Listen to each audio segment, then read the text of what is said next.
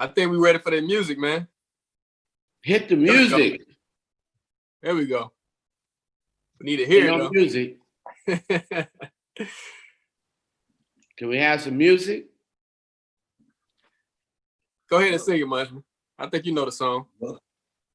Good morning, morning, morning, morning, morning to you. Ooh, good morning, morning, morning, morning. How do you do?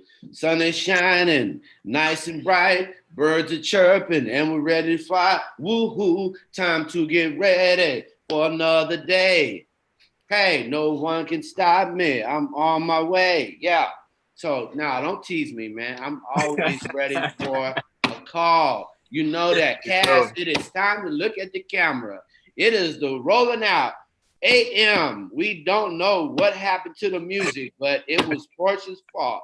All comments, everybody rolling out, wake up call, AM. We're looking at clouds and a whole bunch of stuff. It is fun.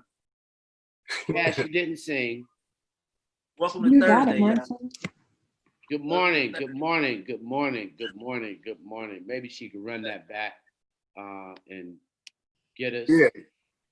Yeah, we can. Ask. Hey, that was a good comeback though, Mus, and I like that. You know, you was able to maneuver and play the song since we had some technical difficulties. But let's get into the morning, man. What's going on for today? Fire, Amir. Fire, MSP. Burning, burning, burning. They burning up in MSP. You know the young people they're finished with it, Romeo. They finished with it, Cass. So relax today. They ain't relaxing. Them young people in the street, they turning up. They're not gonna have it. They know it's injustice. They know it's systematic, and they're like the facts and the data speak to the racism. King James. Amen. Well, what's happening? And welcome to everyone. And please, Amir, Sean, please do not encourage singing. But other than that, this is a good day. It's Thursday. You know what I'm saying? This is my weekend day. So yeah, I'm in a good mood. You know what I'm saying? And we about to get it cracking. There's a lot going on. Asking you about the people that are suffering in the streets, King James. Yes. You're trying to prepare to go lay out in. But we're gonna have you sing too, so don't play. I've heard you sing, Terry. Yeah. You know. No. I mean, I ain't prepared. I was about to say there's a lot going on in the news, and there's a lot just popping off all over the country. So we're about to get into that today, and then we have a lot of great interviews coming up. You know what I'm saying? We got something to take your mind off a little bit with the Oval, Mr. Actor Logic Collins. We have some people to help to get your finance together. The Budget Nista, who I talked to about 10 years ago, and it'd be good to do a little reunion with her. So we got it cracking today. We got a good show. Yep, and the world mad, Terry. The world is mad. King James, Cassidy, AR, Munson. The world is mad.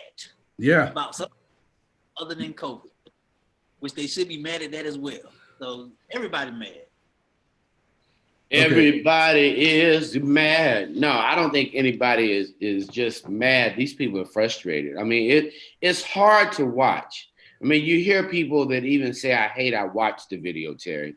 You really hear people that say, I'm so upset with myself for watching Cass, that it's a real, you can't remove it after you've seen it. No, you can't unsee that. You can't. Yeah, and that's another thing. You know, we call this. You know, we want the world to see these images so that justice can be served. But how much more can we take of Black people being brutalized, Black people being murdered? That has to do something to the psyche of who we are as people. You know, like for kids to see that, even for adults, just to see our bodies constantly being murdered, constantly being brutalized. That definitely does something to the psyche. I'm not certain. I've had at least 5 people say to me yesterday that they were sad that they watched the video. For sure. Yeah. So I think that post-traumatic syndrome that we're talking about has to be occurring, Terry. Well, yeah, and there's also occurring, I'll talk about it in my report if we have the time, since we have a full schedule today, about the teenager who's the one, she's a hero. and she's the one that actually filmed Mr. George Floyd as the life seeped out of him. It was a teenager. She happened to be. She has social anxieties, so she rarely goes outside. And she nevertheless had the quick mind to turn on her phone. So shout out to this teenager. What's her name? I'm not going to show her face because she's under 18. But her name. But I'm going to get her name right quick. I just turned off that little thing, but I'm about to turn it back on. Just give me a second. But shout out to that teenager in Minneapolis for being a heroine this morning. For America. So now the world is able to see what has been going on in Minnesota for decades. So yeah, shout out to her. I'll get her name in a second. I think that's a great movement that is happening. Not sure that the whole idea. Shout out to Janice Simmons from Facebook checking in. What's up? Cassidy, wave to Janet. Good How about morning. Shirley? Wake up, Morning, Shirley. y'all. Thank you for joining us this morning. We appreciate it. We appreciate it. Head. There's gonna be. So Romeo, I know social media was going up crazy last night, man. For you, what did you see from a social media standpoint about this whole situation last night? What was going on? What did you see? It was across AR. I have to admit, socially, it was probably about 75 to 85% angry. Like it was just all anger, King. It was all anger. It was, I want action now. I want to do something now. Everything was now. And, you like you said yesterday, you validate those feelings, you understand those feelings, and you don't want to take away from somebody and how they feel. So social media was moving like that. A lot of celebrities spoke out. Apparently yesterday, but majority of social trending was young millennials. I would say 18 to 35 were really enraged in anger. And actually, one of the dopest things that I saw was one young lady actually proposed to stop sharing the video of the man dying. They said, share the images and the photos of him and the police officers, but can we please stop sharing the video, because the family has to relive that video every time they turn on social media. And the name of that teen who's a hero, her name is Darnella Frazier. She's 17 years old. And thank you for being brave in light of your social anxiety and just doing, like her mother said, she was meant to be there at that time in that place. She videotaped it because without it, the world would not have seen what was going on. And now, because of what she did, 4 police officers were fired within 24 hours. We have a triple investigation going on simultaneously, including the Department of Justice, which is head over the FBI. So shout out to Darnella Frazier. You are a hero today. Right. There's no doubt about it. There are a lot of heroes right now. A lot of people still on the front line. Obviously, Amir, there is a historical issue with Minnesota and the Minnesota police. So it's not just, and that's why people want something now. It is obvious that there are things that have not changed yet at all. But guys, did you notice, Cass, because I did watch the video one more time, King James, AR, and Cass, but did you notice how comfortable the police were, even with the camera? Mm-hmm. How still comfortable they were. Well, they weren't afraid at all. Yeah, they weren't worried about anything. That's why Maxine Waters, that's why she said our great legendary Congresswoman Maxine Waters said that he looked like he enjoyed the process. Oh, yeah. That's like a sign of a sociopath, someone who can kill someone without any consciousness or any feelings towards the person that they're killing. That's like a sign of a sociopath, someone who just doesn't have they have a disconnect when it comes to feeling the empathy for someone else. Like that killing was too calm. Like it was just too calm. And you're right. Like it's like, how do the man is not resisting, he's handcuffed, and you just calmly killing him, calmly taking his body. They just let you know that you're right. It's almost like what they call porn for racists. Like like racists seeing Black people dying. And it's a horrible sight. Yeah, and the fact that he looked at the people as they were screaming, and there was a look on his face, not only of calm, but as, please come here.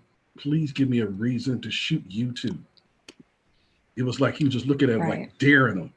So well, I think the thing that was even more shocking and glaring is that he wasn't by himself.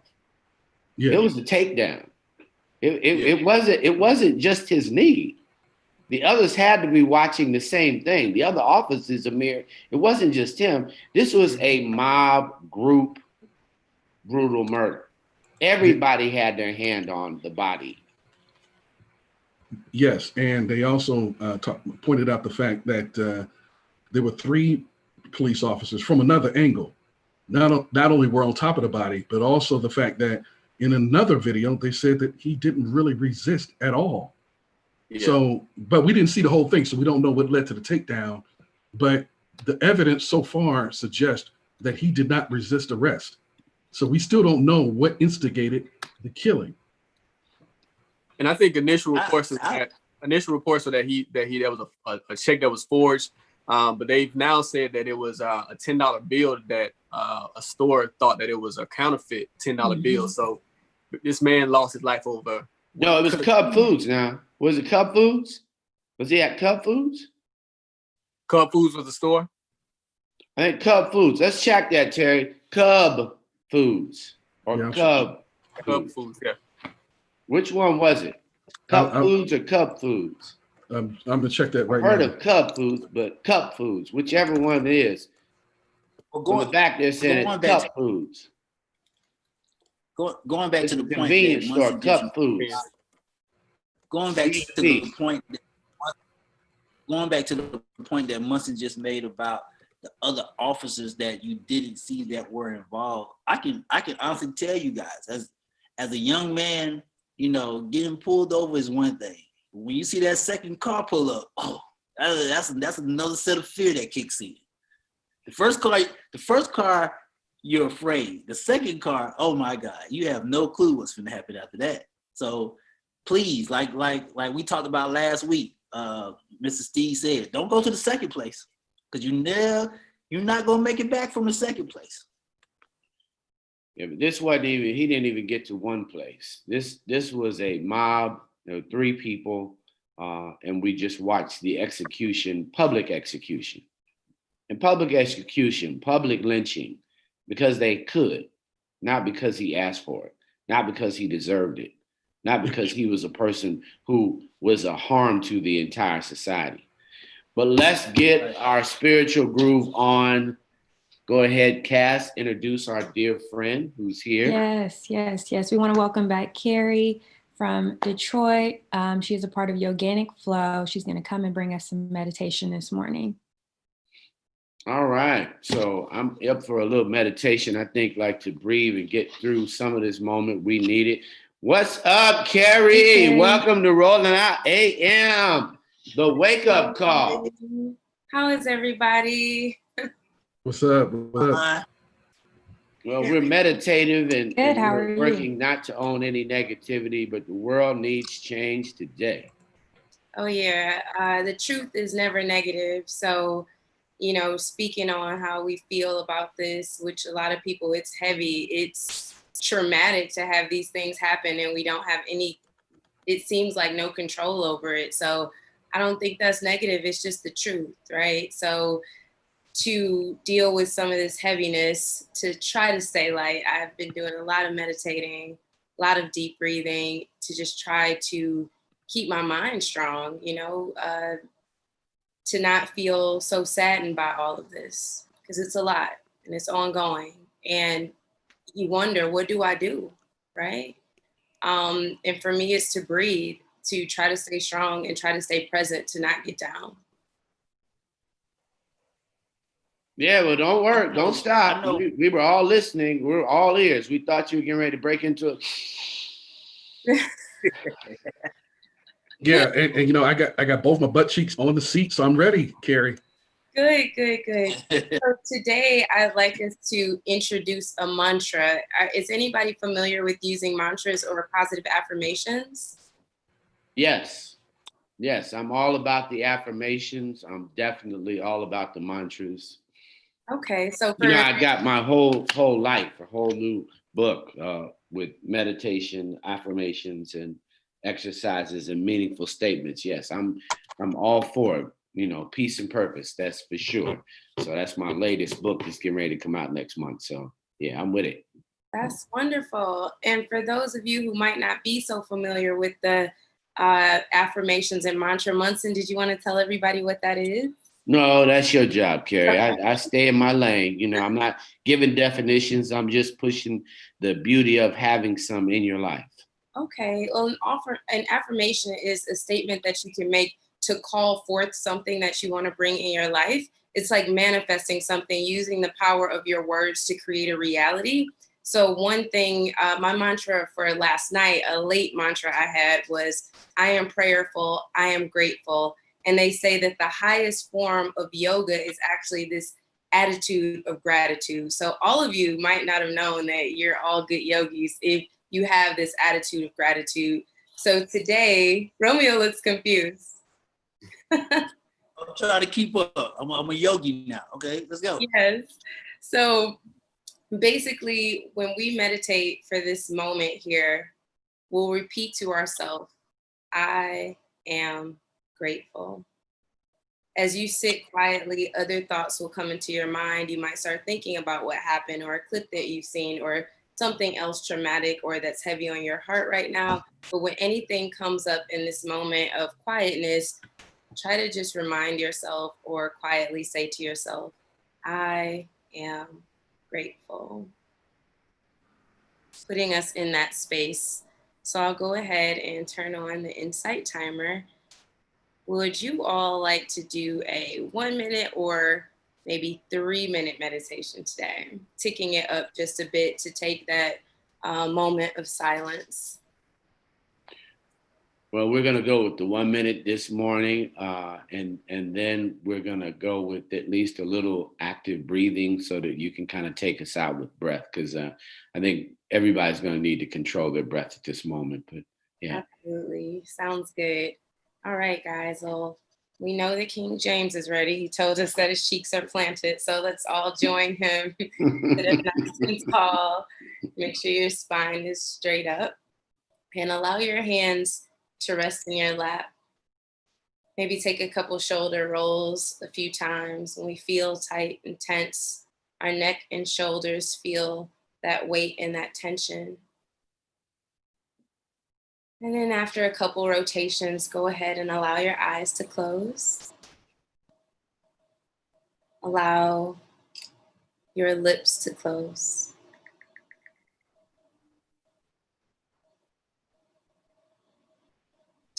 And begin to visualize your breath.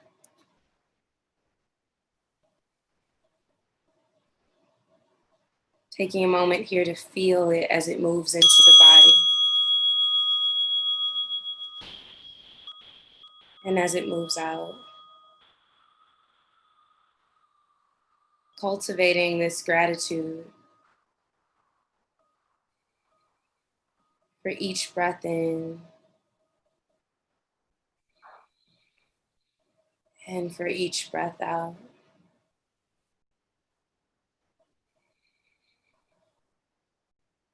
Just watching your life force enter your body and exit your body.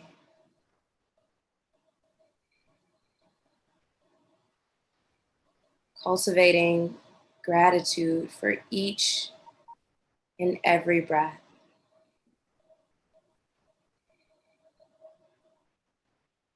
Let's all take a deep breath in, fill your body up, breathe in. Open your mouth and let it go.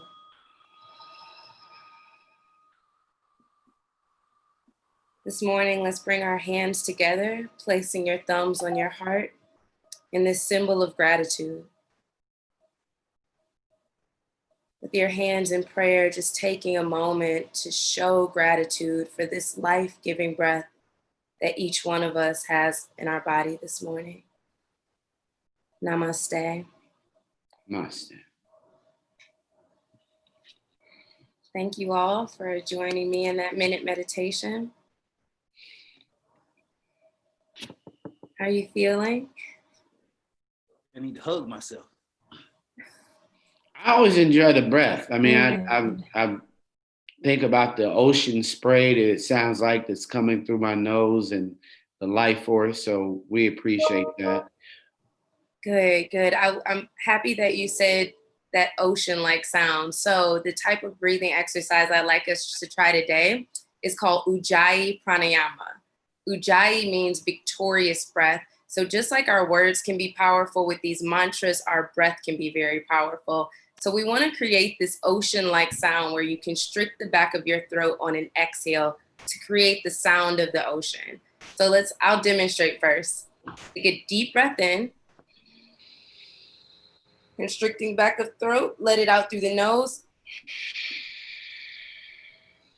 So it's audible. So you hear the breath flow out as the back of the throat tightens. So this time, let's try it all together. Take a deep breath in, filling up. Close the back of the throat, slowly let it out through the nose.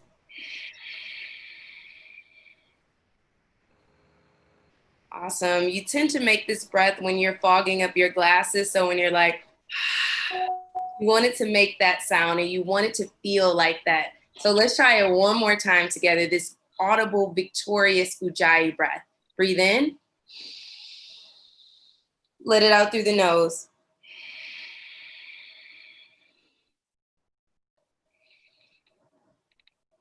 All right, everybody. It takes a lot of practice, but keep trying that at home and really try to implement that when you're practicing yoga, especially if it's a faster paced yoga, to keep your mind focused on the breath and less on the posture that you're doing.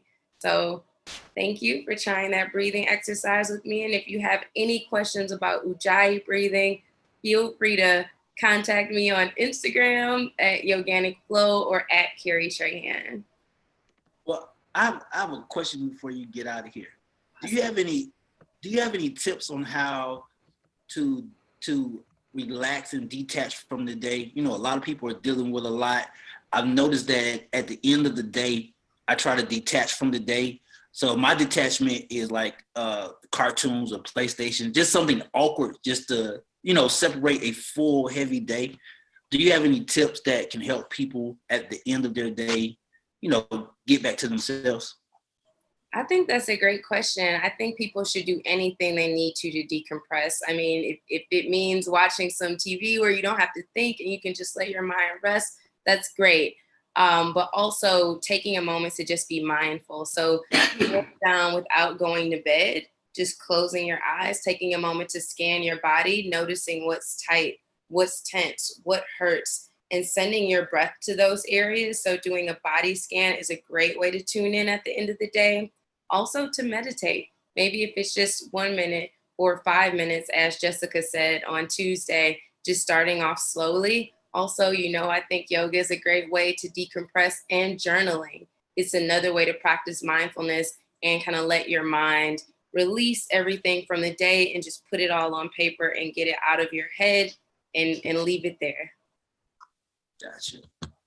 The other thing is closing out your day with affirmation. For many, it's prayer, Romeo, taking our spiritual Sunday to an everyday practice and just increasing your practice. So when she shared with us about breath, I've been doing a little research about breath. So I don't start my day now without breathing, feeling myself, not just jumping out of bed. So I think even when you're saying I'm decompressing, am I decompressing with life or something outside of life? So I think I want to decompress with life. So then I want to decompress by going back into my gratitude, the fact that I lived through the day, and connecting with myself.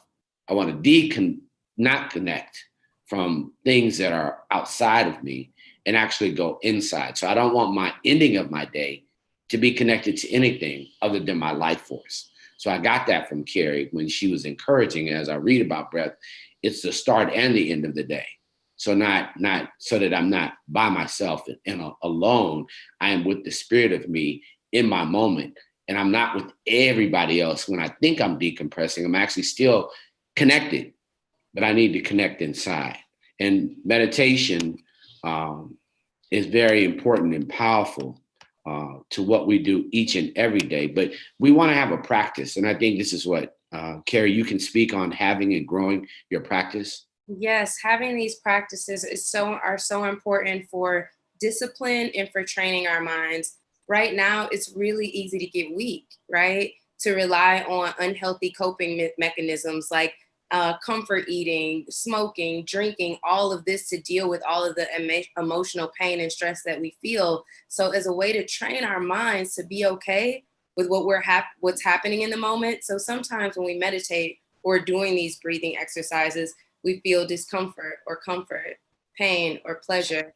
By practicing these things, we train our mind to be balanced through it all. So when things are up and down, we can cultivate this steady balance through it all. So we're non-reactive or practicing becoming less reactive. So thank you. That's a great question. Great for affirmations. Affirmations definitely are a foundation in doing that and training the brain, telling ourselves, I am grateful. I am grateful. So in those moments where we get weak and want to do something that may be an unhealthy coping mechanism, we can remember that I'm strong. You know, that can also be a mantra or an affirmation. Yeah, I would like to say that we appreciate it, Carrie, you bringing that mindfulness to us and our affirmation today of gratitude. I am grateful for this day. I'm grateful for the life. I am grateful those who love me and support me in my day, in spite of whatever I might see or feel. Thanks for sharing that. How about you, Cass and Romeo? Do you have any affirmations of gratitude today? Definitely. Go ahead, Romeo. All right. Well, we appreciate you. We've got Ben Chavis coming up to share with us what's going on, but we're going to keep gratitude. We now need to move to waking our spirit up for a social movement, but we love you. Stay safe in Detroit, and we'll see you real soon. Peace. Thank you. And Cass and Romeo, maybe just DM me the things you're grateful for. And have a beautiful rest of your day. Definitely. Thank you so much. Thank you for joining us. I can breathe, Cass. It's in the city. Yes. I can breathe. Definitely. Hey, we've got Reverend Chavis coming on to help us with understanding what's happening and why we need to communicate about this movement right now. So for those who don't know, Ben Chavis is the chairman and CEO of the NNPA, the National Newspapers Publishers Association, and he clearly is always on the front line. Reverend Dr. Ben Chavis. Yeah, so he should definitely be able to speak to what's happening, what's going on right now. Romeo, you want to go to what's happening on social? What are you seeing on social right now? Right now, checking in, Miss Steve checked in and she said our community needs these practices so much. Our minds are powerful. Your body is designed to support your mind, helps accelerate and heal. Barbara Fields is checking in. Janice Simmons is checking in. And Michelle's son says they dream of a day of killing a Black man. They hate them so much. They're so envious of Black men. It's pure evil, but we keep acting surprised. When will we call a spade a spade? And shout out to Asim Nadim checking in. So Facebook is on fire this morning and Twitter is on fire. And we thank everybody for checking in to Rolling Out AM Wake Up Call. All right, Cass, they've got your report wrapped up. While we're waiting for Dr. Chavis. Definitely.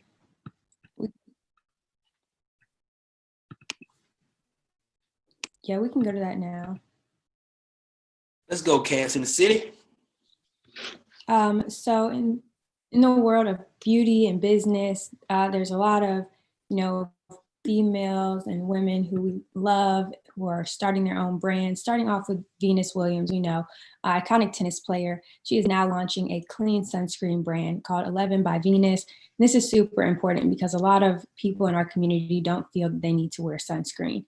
And, sun damage can lead to a lot of bad things, including skin cancer, hyperpigmentation, and a lot of things. So this is a big deal. Shout out to Venus Williams for creating this. It's clean beauty, natural ingredients, cruelty-free. So we definitely want to support her in her endeavors and, increase our use of sunscreen because it's very important to our skin and our overall health. Up next, we have Angela Simmons, who we also know and love in our community, is also entering into the beauty world. She just launched Simmons Beauty, and you guys, it's already sold out. She had 2 products, a clear tonic and a glow tonic, and these products have already sold out. She just launched this week. So shout out to Angela Simmons. We want to make sure we support her in her endeavors as well as she's creating, beauty products for our community. We want to make sure we support Black entrepreneurs. And she also said she'll be launching hand sanitizer in the coming weeks. So as we know, that's something that's very essential right now to keep our hands clean so we can stay healthy. And finally, a more serious note, obviously we're going to talk about this a lot today, George Floyd and being killed at the hand of police. A lot of singers and people and celebrities are taking to Instagram, to show their support, to require justice served in this case. And we love Chloe and Halle. They are obviously Beyonce's proteges, and they decided to sing the Black National Anthem and create this, kind of movement and song to, make sure that they are putting a message out of their support for George Floyd. So we can pull that up. If we have the video, we can show. We can come back to that later. Yeah, well, we got our guest. I guess let's bring our guest on, Ben Chavis.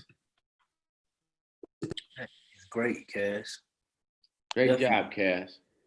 Definitely. I definitely want to bring that back later because it's definitely relevant. A lot of people are, singing and, making this movement on social media, showing their support. Welcome to Rolling Out AM, the wake up call. Reverend Ben Chavis, how are you? Wanna take it off the mute, brother. There we go. All right. How you doing, brother? I'm doing fine. How is everybody there? We're fantastic. Welcome to Rolling Out, the wake up call. There is a siege on the city right now in Minneapolis. What should we know and what should the community be doing to prepare for this change? You've seen this before. You've actually marched on the front line. Can you speak to us and what we should be doing? Well, first of all, our condolences to the family, to the Floyd family. Certainly, there's a tragic police murder, and the community has every right to demand justice. My thing is, I would caution everyone, but when we are demanding justice, I would ask people not to do anything that's going to engage in any kind of self-destruction. What we want to confront are the injustices. We want to confront the racism. We want to confront the white supremacy. We want to confront the systemic problems that this killing, this police killing unjustly happened, exemplifies. This is a very deep issue in Minneapolis, but it's just not isolated to Minneapolis. I think Malcolm X said it right. The South is anything south of the Canadian border. The whole country is the South when it comes to Black-white relations, and we need to improve them. We got to do better.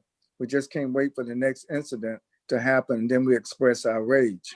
I think the rage is justifiable, but I would think we have to control our rage, channel our rage into constructive modus operandi so we can make change, so we can improve the quality of life of all of our people and move forward, but keep his memory alive.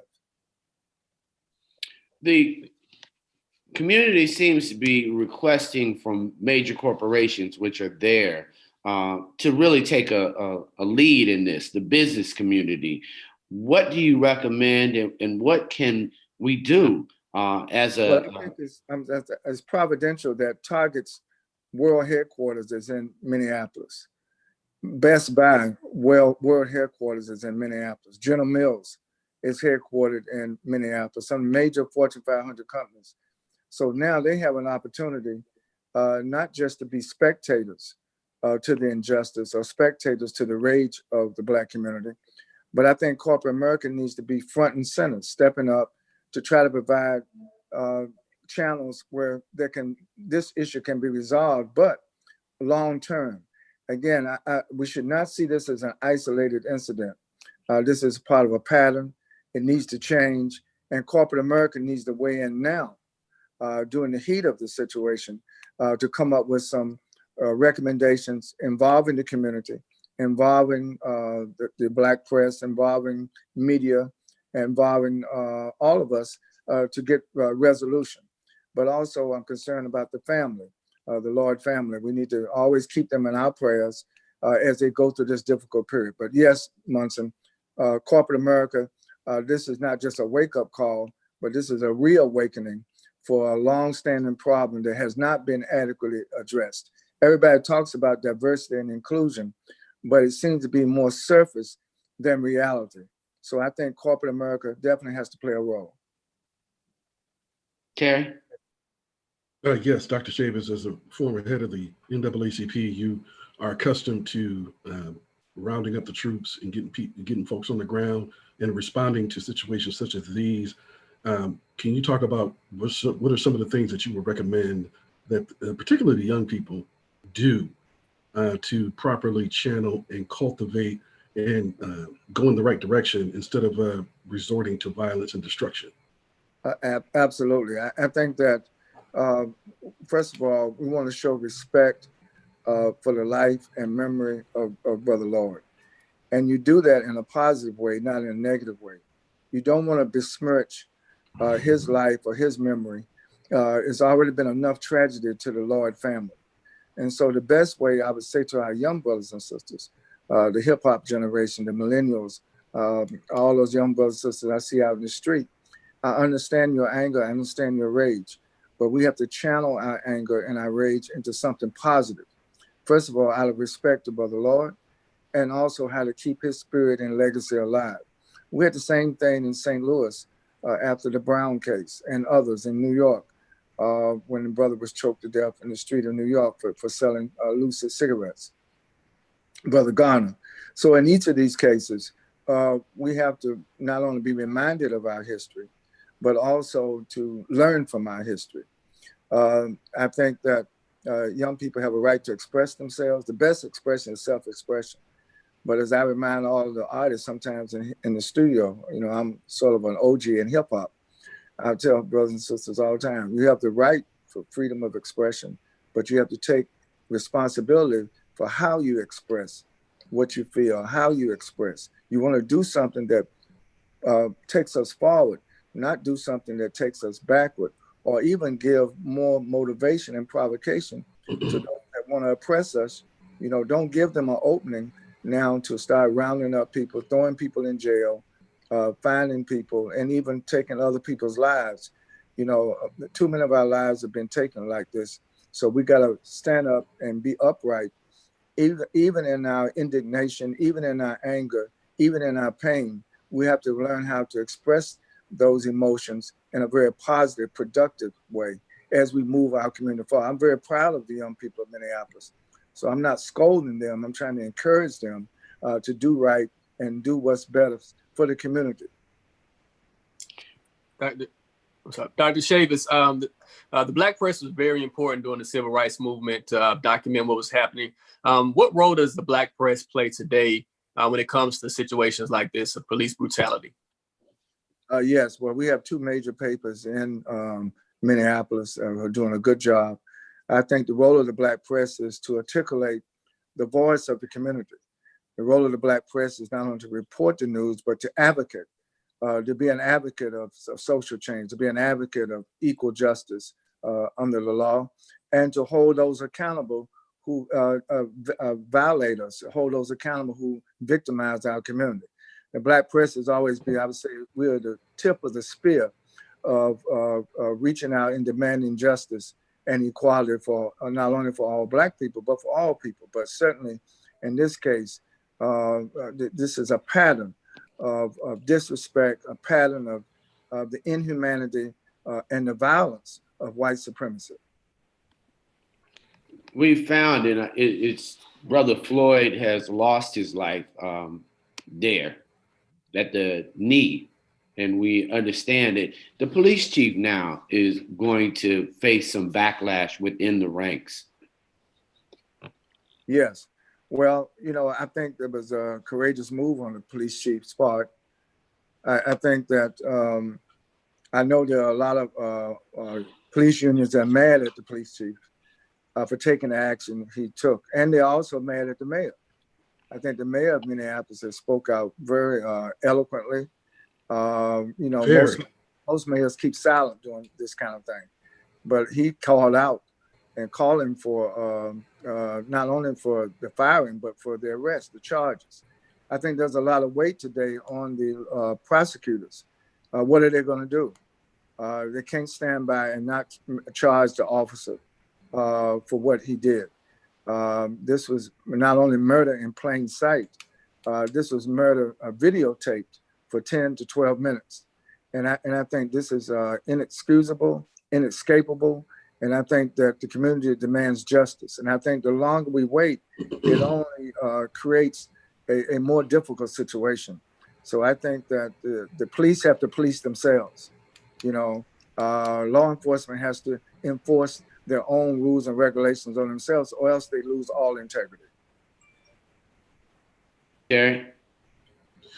Yes, I understand that law enforcement need to investigate their own, but the sentiment in Minneapolis is that having the state police and local police, that they're going to only further erect and strengthen that blue wall of silence. So do you recommend outside agencies, or how do we go about making sure that the process is carried through and that justice does prevail in this situation? Well, as God will have it, the Attorney General of Minnesota is a brother. His name is Keith Ellison. Oh. He's a congressman, a member of the Congressional Black Caucus. So Brother Keith is, believe me, as the chief law enforcement officer of the state, he's not going to let this be swept under the rug. And certainly, I don't think we can depend on the U.S. Department of Justice right now. They're kind of like, in a twilight zone. That's right. They're missing in action. But I think Attorney General Keith Ellison, saw him last night, spoke to him. He's on the case demanding that the district attorneys and the officials there in Minneapolis do their job and do it swiftly and efficiently. Because you don't want to do something, a lot of times by the time the cops go to trial, they get off on some technicality. They get off on some mistake that was made in the early stages, deliberately made during the investigation so they can get off. So we have to make sure that this is done right, that this is done efficiently, but also I think it should be done in a timely manner. So I'm putting my bets on Attorney General Keith Ellison to do everything within his power as the chief law enforcement officer of Minnesota to bring this case, make these charges stick, and make sure that there be some accountability to the Lloyd family as a result of their tragic loss. Well, we thank you for coming on. We look forward to catching up with you later today, just around the news hour, just to see where we are again. But we admire what you do. We do have a team in Rolling Out does in Minneapolis. Many of the images and the videos that we've shared, Terry and I have been live in the evening. We'll go live this evening again with our team there. So we've got photographers and journalists from Rolling Out that we've had there the last 4 years. So absolutely, we're excited about I'm going to get Keith on the phone. I'm going to see if I can get you an interview with Keith Ellison. Yes, sir. He's the brother now in charge.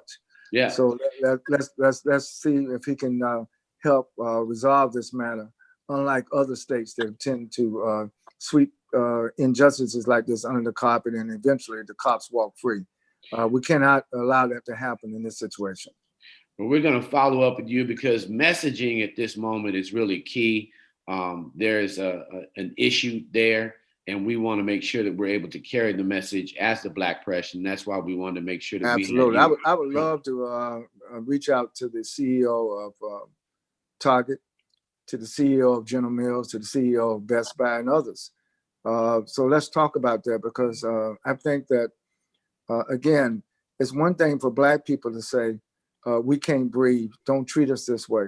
That's another thing for white people in corporate America to say, hey, you can't treat Black people, any citizen or any person in America this way. And right now there's an utter silence from corporate America. There's an utter silence. We're all the white leaders. You know, we hear from the Black leaders, but we're the white leaders. You know, where's America on this? You know, amidst a pandemic, we have an epidemic of racism, an epidemic of white supremacy amidst the COVID-19 pandemic. Thank you so much, and I hope we're not getting a new VP from Minneapolis. Well, you know, again, things have a way of opening up. I tell everybody, always get ready for the God factor. The God factor always steps in. You know, every time I see former President Barack Obama, I remind him that he came out of nowhere and became the president of the United States, not only because of his own genius, his own intelligence, but the God factor finally weighed in. Super. Well, thanks so much. We appreciate you, Reverend.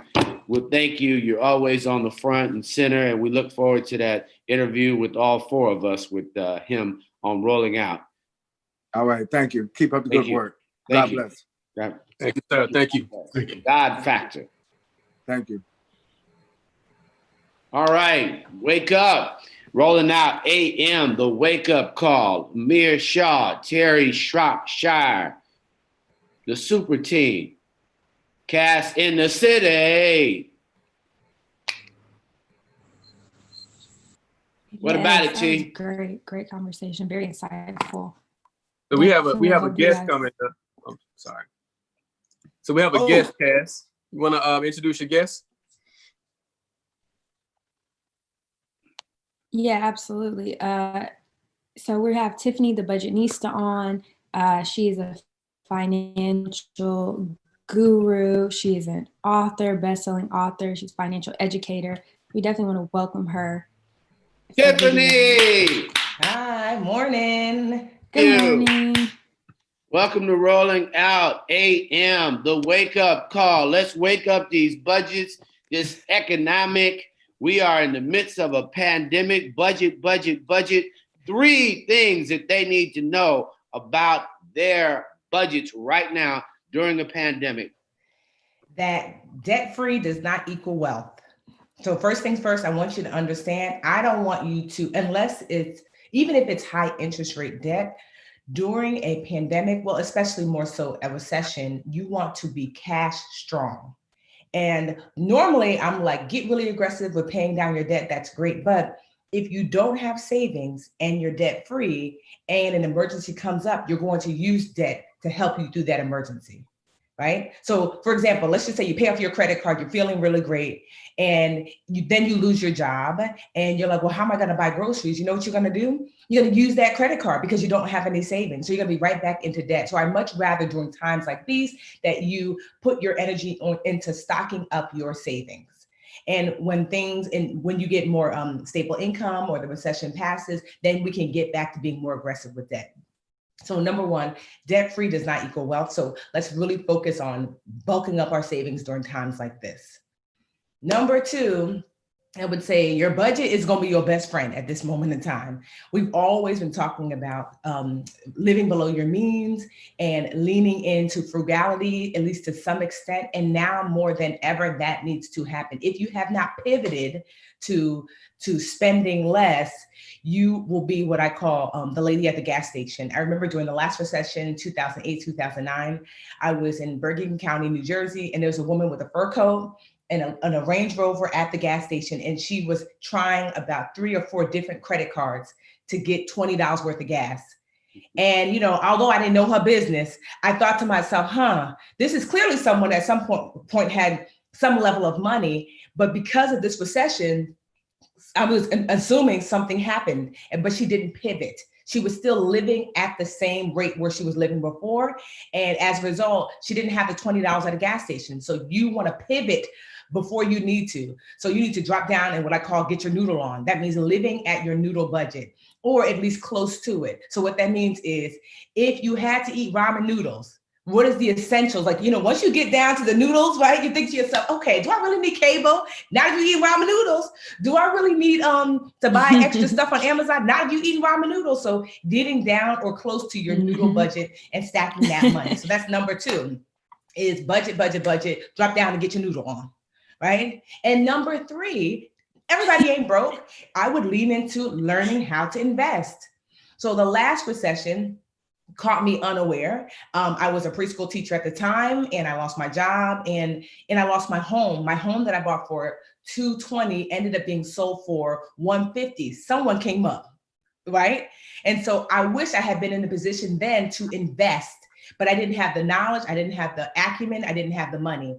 But so I told myself, I'm not going to be in that position again. So I have been preparing for this day. I am ready to invest. Because it's times like this, recessions make more millionaires than any other time in history. So I want you, if maybe this recession, you're not ready to invest because you didn't think about it. You weren't prepared, and that's okay. Recessions come along in the US every 10 to 15 years. We'll be back, and will you be ready? So prepare to invest. Get your knowledge on. No, Okay. I think that's it. Romeo, you got something to say? Now, Tiffany, I done did two of the 3 things that you just named. Okay. Definitely. Very first, I just paid off all my credit cards on Monday. You should have told me. You should have told me.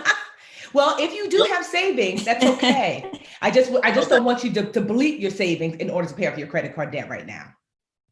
And then number 2, don't judge my life. I actually have been searching for a good budgeting app because, I definitely want to learn what I have, be more aware of what I have going out monthly. Mm-hmm. And I think a lot of young people aren't aware of, if they actually looked at how much they spend going out a month, outside of what they take in, it would be a big reality check real quick. Absolutely. Well, I think what's really key that I shared, Tiffany, and thank you so much for coming on Rolling Out AM, the wake up call, is that check your fixed expenses, reduce your fixed expenses. Yes. Like I had a young guy, he said, I'm gonna come down, I'm gonna get me a spot in Atlanta. I'm leaving a smaller town. And the thing I suggested to him, I said, hotels are really empty right now. They got great prices, but it'll be less than that apartment lease.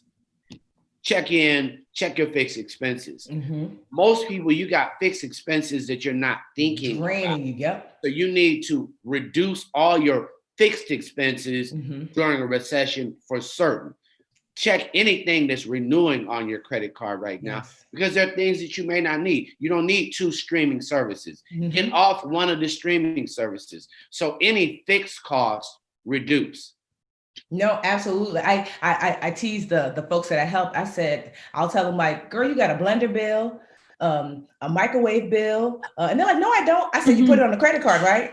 Then you got a blender bill, a microwave bill, you got towel bills. And they're like, I never thought about it. You literally have a McDonald's bill, like, because once you start financing these things, which is really just basically swiping your credit card, you make your life more expensive month to month. People couldn't believe it. When I was in my 20s, I was making about $29,000 or $39,000 a year. And I saved $40,000 in about 2.5 years. And people are like, no, you must have lived at home. Nope, I had an apartment, but I had a roommate. Oh, you must have not had no car. Nope, I did have a car. I brought myself a little used car, $5,000. So I didn't have a car note. Because I didn't have a car note, my car insurance was $52 a month. And because I had a roommate, I lived with my sister. I was like, you want to move out? I had just graduated college. And she said, sure. And we found an apartment that was $1,100 a month. And we split that rent. And it was $550 each. So I was very conscious of moving out with as low fixed expenses as possible. So that's why on a preschool teacher salary, I was able to save so much because I wasn't spending so much. And so managing your fixed expenses absolutely is the key to living under your means. And when you live under your means, I think the reason why folks have a hard time with living under their means is they don't see the purpose behind it. The purpose of budgeting is not to budget for budget's sake. It's so you have excess savings. The purpose of savings is not to save for saving's sake. It's so that way you can invest. The purpose of investing is to grow wealth. That is why you budget. Ultimately, you're budgeting so you can grow wealth, so you can stop working. The purpose, when folks work, Dame Dash said it best. He said, I wish more brothers understood that the purpose of working is to own, right? That's what investing allows you to do. It allows you to own. And the things that you own will eventually put you out of work. I live in this house right now. My husband and I paid for it cash. We own it. We bought an investment property. We paid for it cash. We own it. Before we lived here, we lived in Newark. Well, we still live in Newark, New Jersey, but we live in what I used to call the halfway hood. This side was okay, this side was hood. And my friends were like, oh, not me. But we lived there for 5 years and we saved. So when this house came on the market, it was a foreclosure and they wanted cash and most people didn't have it, but we did. And now we are literally 100% debt-free with 2 homes, 2 cars. I have a business, he works for the city. We were even able to pay off my parents' house. So during this pandemic, when everybody's been freaked out, because of that prior planning and frugality, we've been able to say, well, one thing we don't have to worry about is losing this house to foreclosure. I don't have to worry about my parents losing their house. I'm not worried financially. But remember, just 10 years ago, that was a different story. So we want to thank you for coming on because we've got a guest out of MSP and we want to keep it. We do want to thank you and make sure that we circle back with you because we clearly have a issue in our community with racism. I think we need to stop giving our money away. Yeah. And I think that's another reason, and make sure that the people that you are paying respect our community. So we want to thank you so much for all the things that you do to help our community remain frugal. You're welcome. Right quick before you disappear, I gotta help my young people. Is there anything or any app or anything they can use? Thank you to help for you. Or creating a budget? For creating a budget, absolutely. I have a free challenge called the Live Richer Challenge Savings Edition. They can go to livericherchallenge.com. It's free. And I am the Budgetnista on all social platforms, thebudgetnista.com. I always offer free assistance. Thank you so much, Tiffany. We appreciate you. And don't forget to help us each and every month. Let us know how we can help with the challenge. We're rolling out AM, and that is Tiffany, the Budgetnista. Yeah. Thank you, Tiffany. So much. You're welcome. Get my ramen noodles on. Great info. AR, we've got, hello, Tyrone. So yeah, we have Tyrone who's actually in Minnesota right now, who's going to give us some information about what's happening on the front lines. Is that correct? Yes, sir. What's going on, Terry? Oh, there's a lot going on. I mean, tell me where to start. Do I want to start in New York? Do I want to start in Brunswick, Georgia? Do I want to start in Louisville, Kentucky? Do I want to start in Minnesota? I mean, just name the spot, and we could go on all day. There's a lot going on. You could suffer from sensory overload in this week. There's a lot going on. It must be MSP. Start with MSP. Well, MSP. Basically, the police are striking back at the protesters. They're tired of having tens of thousands of people basically, running down the streets. And so they're firing tear gas. They're pushing back, firing rubber bullets, trying to restore order. There are a few looters, but most of the people are law-abiding, and they're just demanding that attention be brought and that the police officer responsible or allegedly responsible for the death of George Floyd be brought to justice. So there's a lot going on. We have people on the ground, just like Mr. Tyrone Carter. There are a lot of people on the ground working on this. Got to turn it one more time for me, big fella. So we have Tyrone Carter, 2 times Super Bowl winner. Tyrone, make sure you take us off mute. Let's see. There we go. Y'all got me? We got you, bro. Yeah, we got you now. So you can see me? Yeah, we Yes, can see you. sir. Okay, yeah, man. I'm just, oh man. No, There you we good. go. There you go. Y'all got me? Yeah. We got you. I'm trying to get right, man. I've been deep back out there, but I want everybody to understand.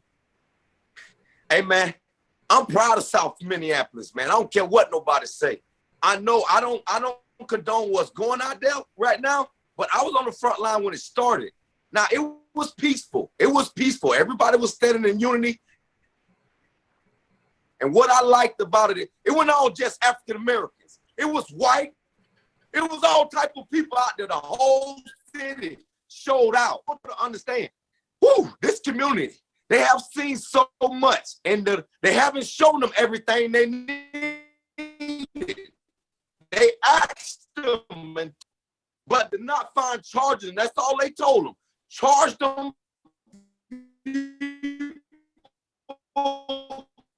You will see, we will listen. If y'all gonna see, so what y'all tell? And the crazy part is, I want people to understand something, man. I seen it myself. This was my first protest. And I was kind of panicked a little bit because at some time when it get too hectic, you got to get out of there. But that's the scary part they want you to do, to get away and see what happened. But them people shot away a little bit, come right back again. No matter what they threw at them, they backed up, they had milk, they was prepared. All the protesters was prepared. And come right back. But the officers, they had them on the roof. They had 3 types of guns. And they had color code, because me, I'm always trying to prepare to see what's coming out when they point. The color was orange, red, and black. The orange one was the rubble. The black was, man, I'm telling you, I don't care what they say, rubble. I done seen 3 guys. One get hit in the head, he leaking. One get hit in the neck. I'm like, that ain't no rubble. That ain't no rubble, man. And those people saw that. Hey, they say they don't care. They didn't care. No matter how many activists came up here, Black Lives. Hey, this is our city. This is our city. We got this. Y'all get back. Y'all don't live here. And for me, I only been here 8 years. I'm thankful to be starting my collegiate level here, came here at 17 years old. I started my professional level here, but I come back 8 years now. What I see here, man, I'm telling you, man, you have to be alive. This going on my 3rd day. The first day, the elders stood up. I'm talking about elders, 70s, 80s, talking. This ain't just happening, man. Since they charge a police officer, period. What you saying? And then the people is looking at, hey, you pay this lady $20 million. You pay 3 of our families. You combine them together. You won't even get $5 million. So what they're saying, and then you gotta, oh Lord.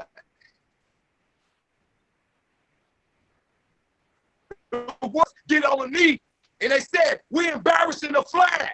How we embarrassing the flag? And you got an officer sworn to duty to protect us. He nearly killing a man, killing one of us.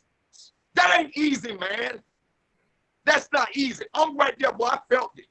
And when I went there the first day to see where he died at and see how that community came together as a unity, I'm telling you, it ain't all blacks.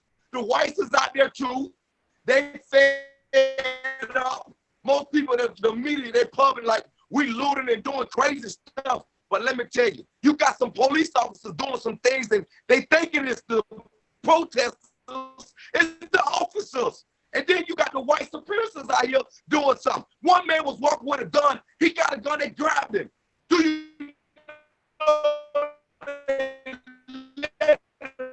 go? He said, you better be glad you saved some lives. Walking down there, man, with it's white guys. I don't know if they came out saying this is what they gonna do during the protest. They walk around with shotguns, like holsters with their guns, and guns in their pocket on the side of their holsters, open. And they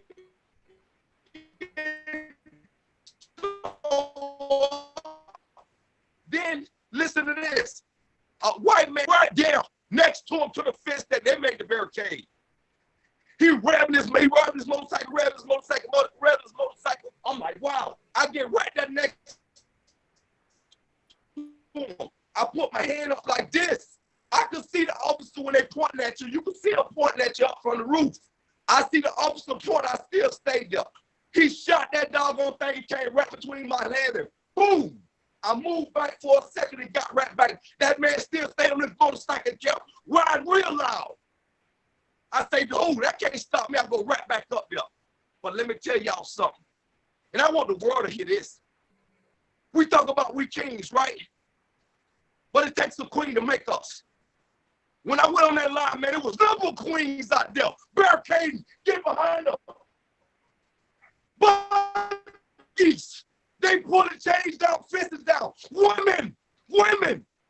If you see a woman like that, you tell me what you're going to do as a man. And you're supposed to be black. What you supposed to do? That man say, mama. Do you know his mama died?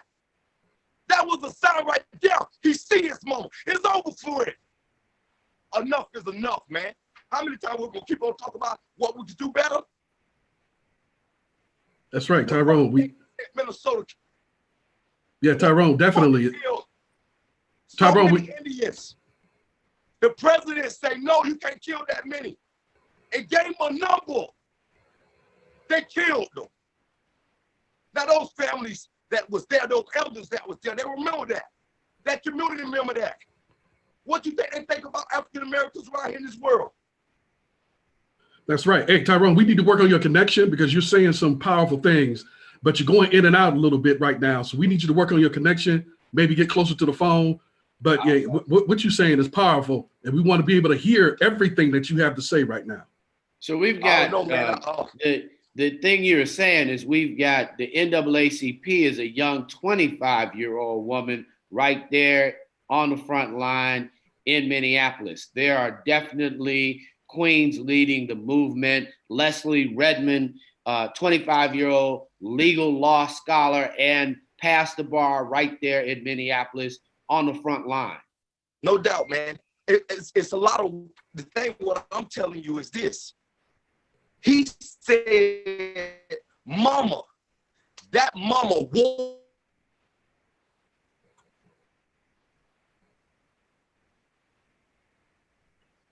up, setting up barricades up in the front, in the forefront.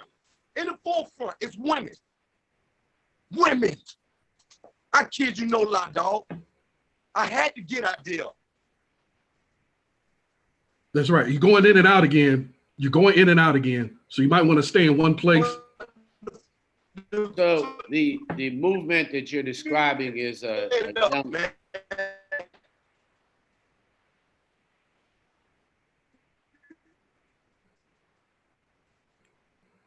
So Tyrone,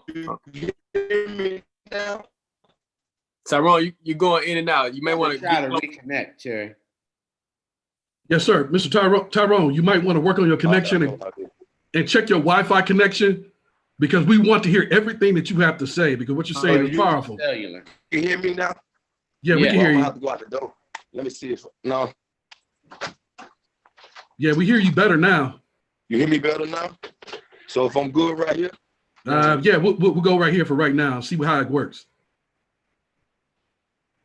I can go right here. Right. So, You hear me? go ahead. So can you give us insight of what occurred last night? Were you on the scene on the front lines last night? Yes, I were. Yes, I was. I was on the front line, man. We got up there. It had to be about 5:30. We went first, and then we came back. Because we was moving around. The thing about what we had when you're doing a protest, you got to make sure you got a plan. Your plan. And then what is your objective? What you trying to reach? That's the whole thing, what I'm trying to understand. And having it being my first protest, I'm feeling it. But at the end of the day, I'm giving my input too. Okay, if we're going to go out here and do this, what we doing this for? And is you gonna willing to stay up here when it get tough? Because a lot of people say a lot of things, and as it get tough, guess what they do? They back away. So guess what the people with power does? They wait you out, knowing you ain't gonna be there that long. You're gonna do that just a little bit, then they're gonna wear out. Yes. They're gonna wear you out. But they said they ain't worried about that. We're willing to be here for whatever it takes till we get the officers. First, they came with the ultimatum was get the officer fired. They fired him. They say, nah, the fired is one thing, we appreciate that. Now lock him up. Because if I murder somebody, I won't be able to walk. I'll be locked up right now. Lock him up. And they say, okay. But they said the community said if they don't get locked up, you gonna see something. They told them, they warned them. So you can't be surprised. They warned them. They warned them. The first day they told them, man, I seen all the gang members, all the big community, the big activists in the community, they all was there. They stood up there, the gang members, even the gang members, they came together and they kept saying peace, peace, peace, peace. They kept saying that because they waiting to see what the police them gonna do for us, charging the guys and seeing about the murder. What they didn't see, they felt disrespected. That's why they, first time when they walked down to the precinct, that's why they bust the window and started spray painting. They felt disrespected. So they calmed it down. They said, we'll see what they're going to do in the morning, on the night. They got to the night. Everything for those people asked for, they never gave to them. They never gave to them. So the people walking around, you can feel the tension right there. You can feel it. We starting peace. Other people say, the heck with peace. We've been waiting so long. What we going to do now? We going to keep doing this? No. So it was getting crunk. It was getting crunk. I felt it. I knew it. That's why when it got so hard, the police said, oh, man, they didn't care about nobody, man. No, they didn't care about nobody then. I'm telling you, they were hitting the people with them bullets. Them rubber bullets hurt. They hurt. And then they started spraying the tear gas. The first time they kept on spraying the tear gas, it was like a little bit. You'll go a little bit, and you can come right back. But boy, Tyrone, you were talking about a mother story and a mother being there on the front line. Can you share that with the audience? It was lost. Yeah, repeat that, please. Well, I was saying about the mothers and all the queens that was out there. That young man said, Mama, every mother felt that. So when you say the young man said that, are you speaking of George Floyd? George Floyd said, Mama, when they had him down on his knee. For me, he lost his mother. For him to say, Mama, he can see his mother. That means he's to the next life. If anybody know that, I don't take me to be a rocket science to figure that out. But what I was saying to you guys is, every mother, woman, they felt that. They got to go out there and do something. Just imagine somebody hurt my baby. They coming. They out there full force.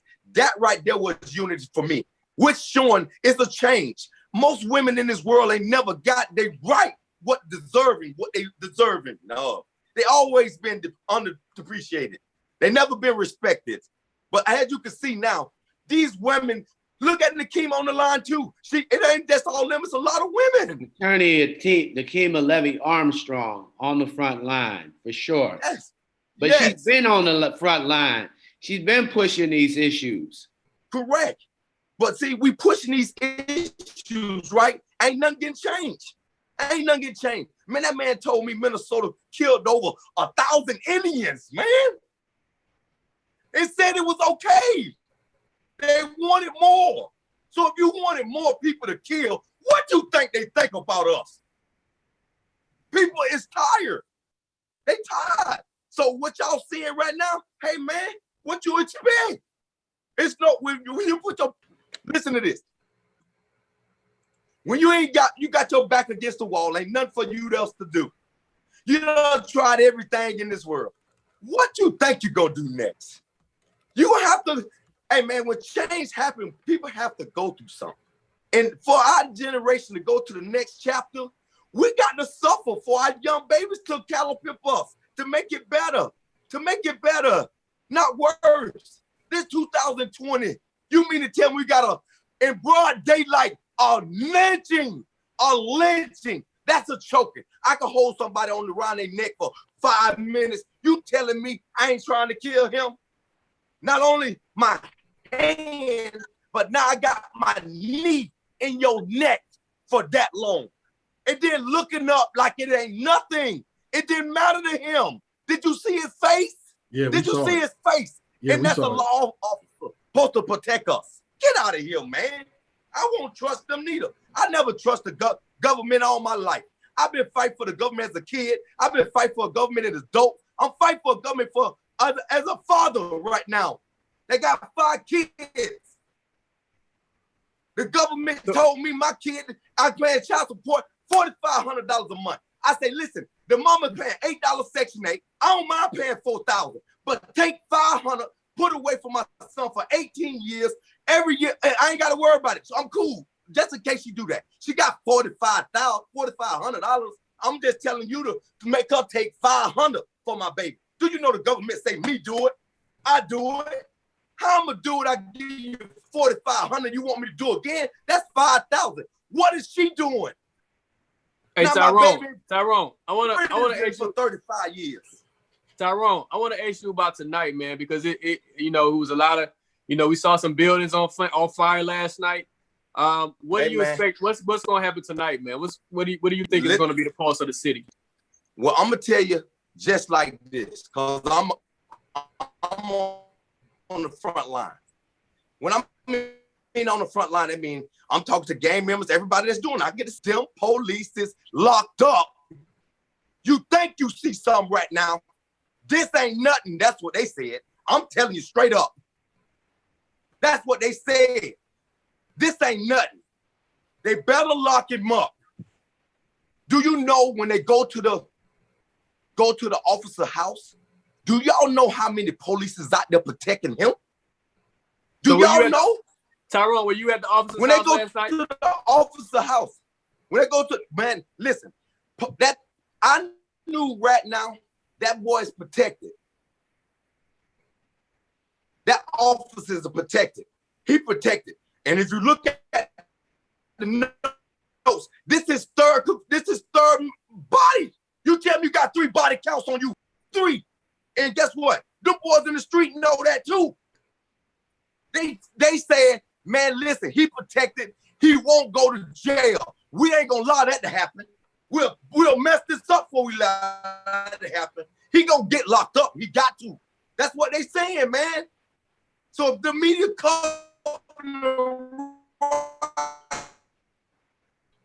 we starting to lose you again. Them boys is telling you hear me? Yeah, no, we hear you now.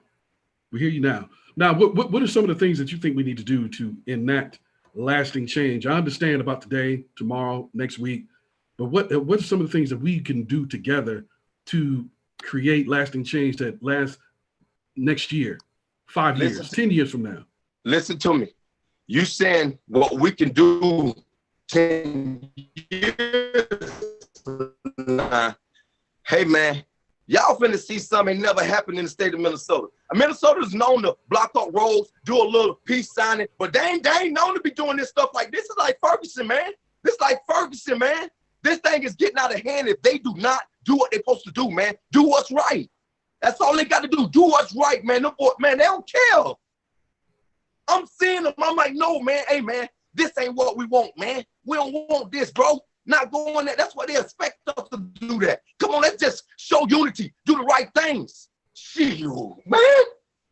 Them boys wasn't hearing that, man. Them boys on top of the dang houses, man. On the building. I'm like, man, what are these boys doing? Well, Tyrone, what keep your phone close. Keep your phone close because we want a midday check-in about 5:30 with you live. So we want to go live with you. Well, 5:30 they got this thing. I know it's at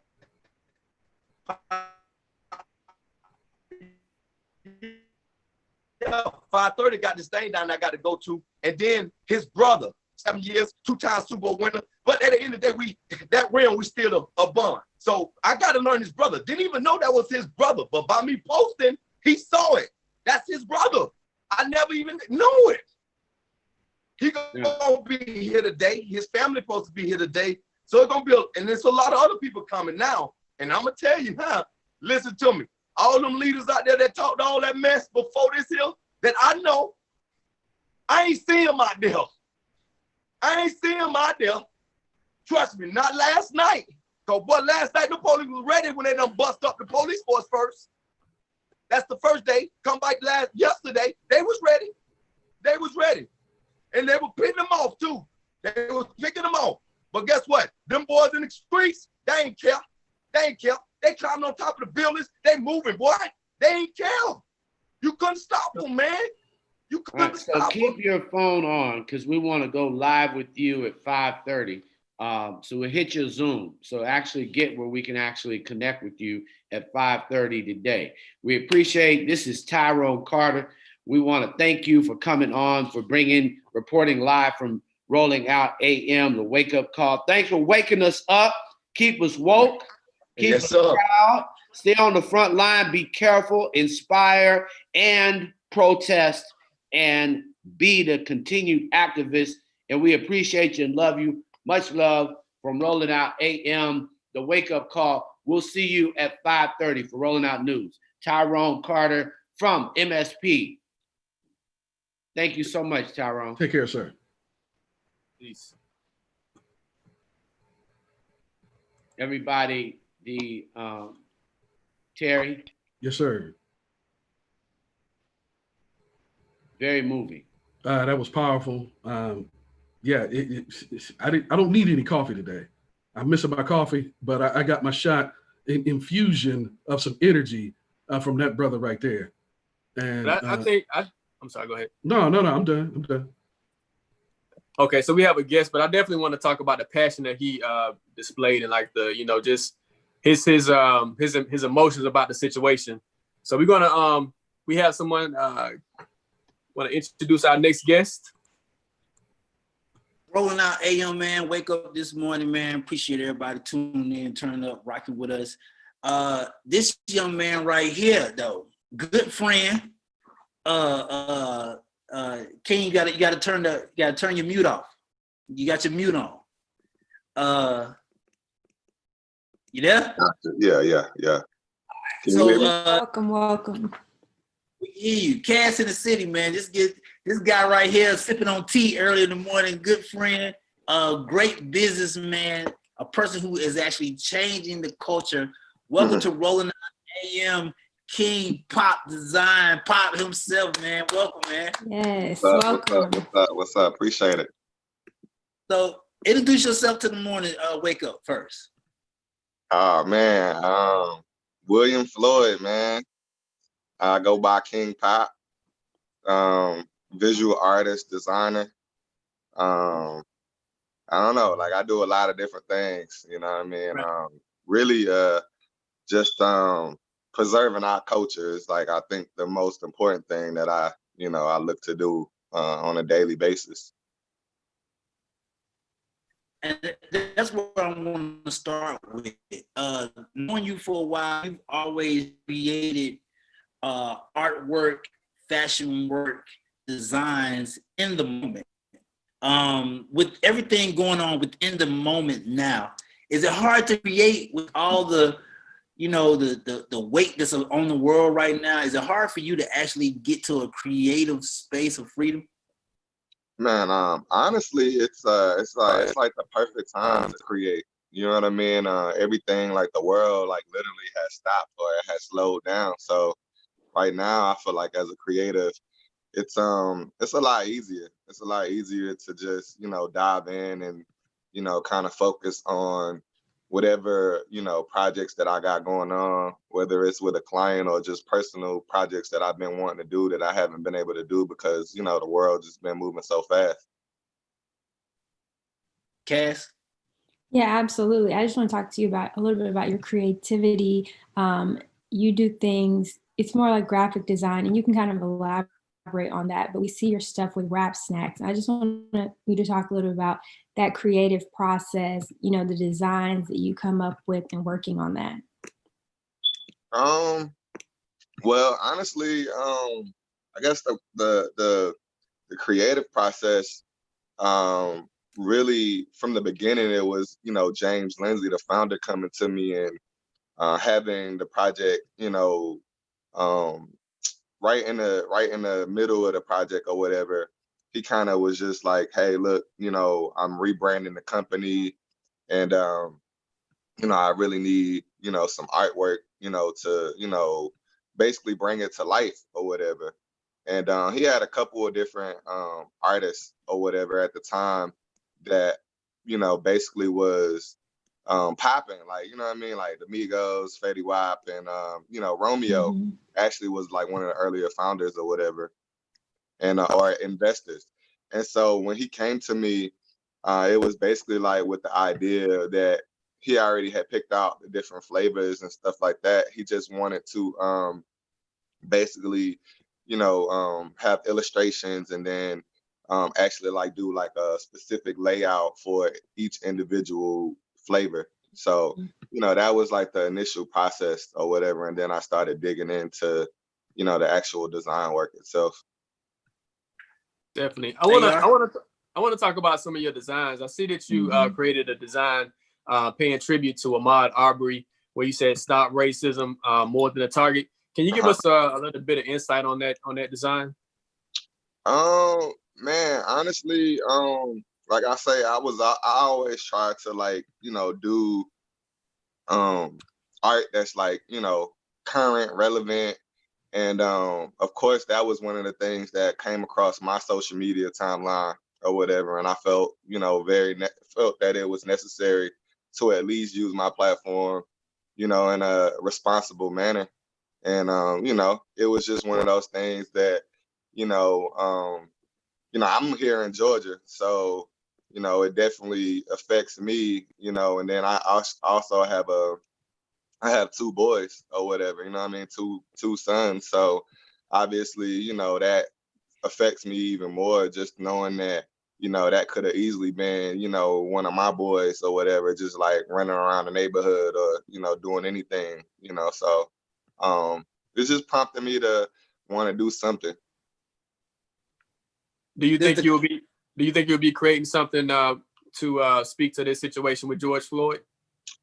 Yeah, I mean, you know, it's one of those things, like, you know, I'm definitely gonna do something. It's just so unfortunate. You know what I mean? Like it's like, you know, you hear one story after the next or whatever. And like honestly, I think like during this pandemic, it's like one of those things where we're being forced to look at this stuff now. You know what I'm saying? A lot different than, you know, when you know, we're just like out here and we hustling, we running or whatever, and like every now and then we may like tap in and like we'll see a story and, you know, have to react. But like right now, it's like it's right in your face, you know. And it's like the cases are not slowing up. You know what I mean? You would think that during a pandemic these type of things wouldn't happen, or they would happen less. But, you know, the reality it's right in your face. And I mean, it's very frustrating or whatever to watch, you know, our people be, you know, just, you know what I'm saying, like treated like animals basically. So, you know what I mean? Like whatever I can do, I'm definitely gonna do, you know what I'm saying? I feel like, you know, as an artist, it's very important to be able to depict the things that are going on currently while I'm living, you know, to be able to preserve whatever history we can preserve. we got some of your artwork, man, and I got a question to ask you. Can you explain some of these real quick? What the inspiration was? I see Cardi Yeah. with the top. Yeah, so, you know, right when this whole pandemic thing, you know, jumped off, you know, she had the little thing that went viral in China or whatever, you know what I'm saying? And like this right here says that to me, you know what I'm saying? You know, in a picture, it says coronavirus, you know what I mean? Okay. We Yeah. also had a photo of J. J. Cole. Cole, Hmm. and I want to get to the one with that Cass in the City brought up, the rap snacks. I want to get Yeah. to the rap snacks photo. There we go. Kanye. Yes. Andre. I see it. And on top of that, if I'm not mistaken, you actually designed a jacket for him that blew up during Complex 2018, 19. Yeah, yep. Dope. And the next photo is the one that we were speaking about with Ahmad. My question to you is, and shout out to the missus, because I know she's somewhere.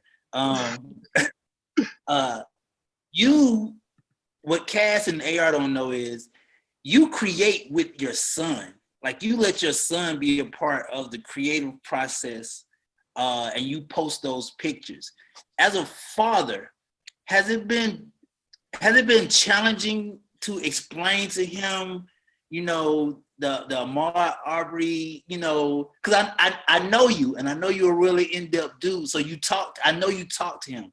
What has it been difficult explaining some of the images that are represented today? Man, you know what? It's crazy because, like, you know, so he talking about the, you know, the pandemic so vividly, like right now or whatever, like every day.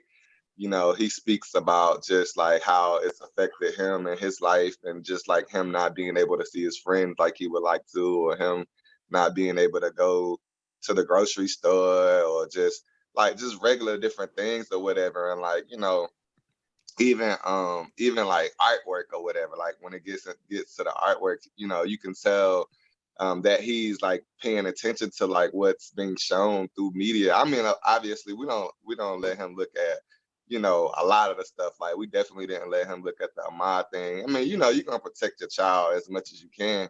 But you know, when it comes to the pandemic thing, it's something that's affecting all of us or whatever. And I mean, it's you can't keep that away from them. You know what I'm saying? Like, you're gonna notice, you know, not leaving the house as much, not going, you know, to different things that, you know, we would typically take them to or whatever. But yeah, he definitely is he's on point. It's crazy. He just turned 5 years old or whatever, and like, it's so crazy how a child can be so vivid, you know, with the pictures that they paint, or just how they communicate, you know, how they feel. Absolutely. Well, we just want to thank you for joining us. It's a purity. And we just want you to share. I know you have a coloring book out, and you're doing a lot of different things where people can catch up with you, stay in tune with your artwork, get the coloring book, and follow you. Okay. Well, was that a question, or? I'm sorry. No, I was just saying, share, you know, like your social platform so that people can connect with you, and where they can find the coloring book. My everything's on my website, kingpopart.com. You can go there and kind of check out everything as far as, like, you know, things that I've created or things that I'm currently working on. And my Instagram is at King Pop Design. So a lot of the things that I work on, like, you know, the process wise, are typically posted on there or posted on my story. Well, thank you, man, for checking in on the Thank you. Hey, man, you know, shout out to the fam, the missus, everybody. I appreciate you. Matter of fact, I'm going to check back in with you when you do one for what's going on in Minneapolis. All right? Cool. I appreciate y'all. Thank you. Take care. Rolling out AM, the wake up call. What's happening? Well, right now, we're getting a respite from all the craziness around the world. We have brought on the man from The Oval, the most popular show on BET right now, Tyler Perry's The Oval on Tyler Perry's The BET. I'm sorry, it's just BET, but it seems like he owns BET. So we wanted to bring on a little bit of respite, a little bit of excitement, and a little bit of, you know, a Hollywood hump. Mr. Logic Collins, welcome to the show. Boy, man. What's happening, Logic Collins? Rolling out AM, wake up call. Wake up. Oh, we up, man. That's right. And before we get into everything, we wanted to talk about and find out how you're doing, you know, just hanging and maintaining during this pandemic. And what are you doing to maintain? Because I know you're going to get back on the studio. And once you get on that studio, you can't go out, not until shooting's over. So what are you doing to maintain? and get prepared? We're getting ready, man. You know, I don't want to say lucky enough because it's not luck, especially with the pandemic. But right before the pandemic started, we were in Atlanta scheduled to shoot season 2. And the Friday before we started shooting, everything got shut down. So just been sitting here preparing for season 2, man, getting it ready, getting the gears ready, preparing, getting everything that we need for these characters down. And what else? Outside of that, I've been building, man. You know, I'm a big old handyman. I grew up building houses with my dad and my uncles and stuff. So I'm around here building desks, building coffee tables, like all kind of stuff, man. You know, just keeping the brain busy. And what else? What else? What else? What else? Oh, I took up tennis. I learned how to play tennis. I was trying to figure out something a couple of weeks ago when they opened things up, the parks up. I was trying to figure out something to stay active. So yeah, I felt like tennis was a good social distancing sport to take up. You know, guys way on the side of the net. You know. Yeah, that's what's up. That's what's up. Yeah, man. And yeah, we wanted to talk about, you know, you speak to your fan base, you know, and every Wednesday, y'all own Wednesday nights, you know what I'm saying? And your character is driving women crazy. So we wanted to move on to Cass. I know she had a question for you and about your role and about the latest episode. Okay. Yeah, go ahead. Yeah, definitely. I just want you to I know you have a huge fan base, just kind of let people know about your character and the role you play on the Oval. And what people can expect coming up on episodes without spoiling it. Oh, no. Yeah. What they can expect. Well, the Oval's already like a roller coaster. And right now we're at the point in the episodes where the roller coaster has done the dips and it's just going straight up. As far as my character is concerned, I compare him to Mount Vesuvius. There's an eruption that's happening with it. You know, the first half of the show, he played cool, calm, and under control. He's the chief of staff, so he keeps everything under control. And the job is to make sure everybody's calm and everybody looks good to the outside world.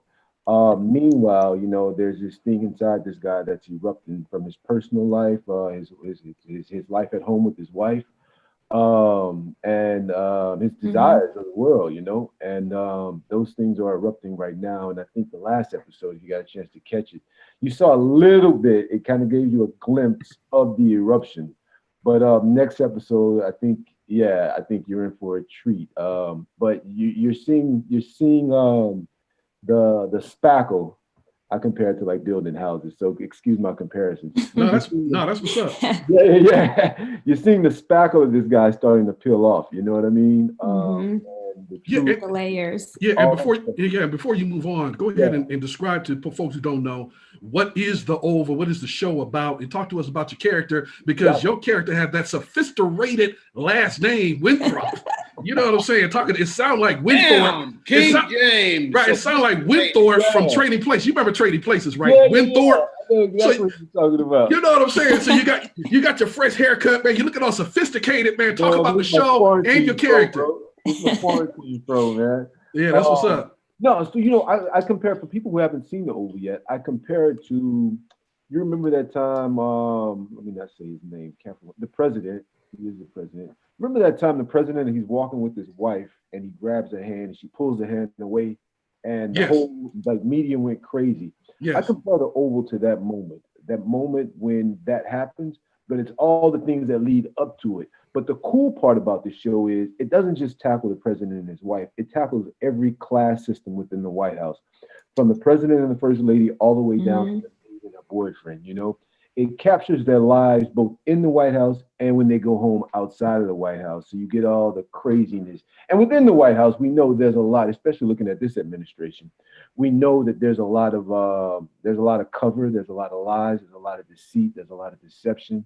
And that's where my character comes in. He comes in to cover it all up and make it look pretty, you know?